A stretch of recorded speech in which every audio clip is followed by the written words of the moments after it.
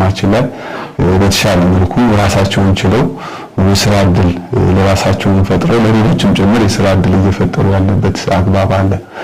በየመንግስት ተቋም አሁን ላይ የምታያቸው እዚሁ ኮሌጅ ተምረው የተመረቁ ልጆች ናቸው እስከ ደረጃ 4 ድረስ። አሁን ከደረጃ 1 እስከ ደረጃ 4 ድረስ ስልጠና እየሰጠ ነው ኮሌጁ በመደበኛ በማታም እንዲሁም ደግሞ በዊኬንድም ጭምር ፍላጎት ላላቸው አጠቃላይ ተማሪዎች ስልጠና እየሰጠ ያለበትና ውጪና አካባቢ ተቋሙ ከዛም ባለፈ በኢንተርፕራይዝ ዘርፍ ላይ አጋዥ እየሆነ ያለ ተቋም ነው።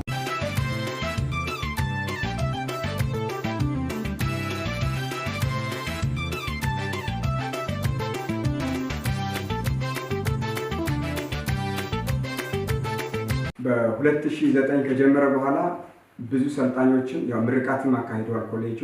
ብዙ ሰልጣኞችን ከስራ ጋር አስተሳስሯል ማለት ነው።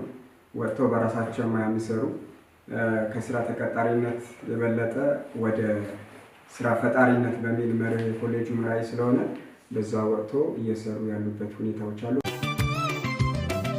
እኔ ታገሰ ወርቁ እባላለሁ። ያው የኮምፒውተር ሃርድዌርና ሶፍትዌር ስራዎች እሰራለሁ ያው በተማርኩት መሰረት። ሲቀጥል ደግሞ የ6 ወር ደግሞ በሞባይል ጥገና ደግሞ አዲስ አበባ ሳትኮም ሰልጥኜ መጥቼ አሁን ባለው ሁኔታ እሱ እየሰራሁ ነው። በኮምፒውተሩም እሰጣለሁ። ያው መስታወቂያው ላይ ማለ አገልግሎት እንሰጣለን። ስሜ አንዳምላክ ወልዴ በርጋ እባላለሁ። ተወልጄ ያደግኩት በእነሞርና ይነር ወረዳ ሻንቃ በምትባል ቀበሌ ውስጥ ነው። 2013 ያንን የኮሌጁን ትምህርት በዲፕሎማ ማጠናቀቅ ችያለሁ። እዛ ኮሌጅ ውስጥ በምንድነው የተማረከው? በኮንስትራክሽን ማኔጅመንት። በኮንስትራክሽን ማኔጅመንት። የአሁን ህይወት ምን ይመስላል? አሁን ላይ ያው ከዚያን ከኮሌጅ ተመርቄ ከወጣ በኋላ 2013 ወረዳውም ያው ለአካባቢው ሰራተኛ ቅድሚያ በመስጠት በመንገድ ትራንስፖርት ውስጥ በወረዳው መንገድ ትራንስፖርት ውስጥ እስከ 6 ወር የመስራት እድል አግኝቻለሁ። ከዚያም በኋላ ያንን ያው በራሴ ፍቃድ ስራውን ለቅቄ ወደ ኮንስትራክሽኑ ዓለም በግል በሚሰሩ ድርጅቶች ውስጥ በመስራት ላይ ይገኛለሁ። አሁን ላይ ሀገር በቀል በሆነው አለማየሁ ከተማ ውስጥ በኮንስትራክሽኑ ውስጥ በላብራቶሪ ቴክኒሻንነት የስራ መደብ ተቀጥሬ እየሰራሁ እገኛለሁ።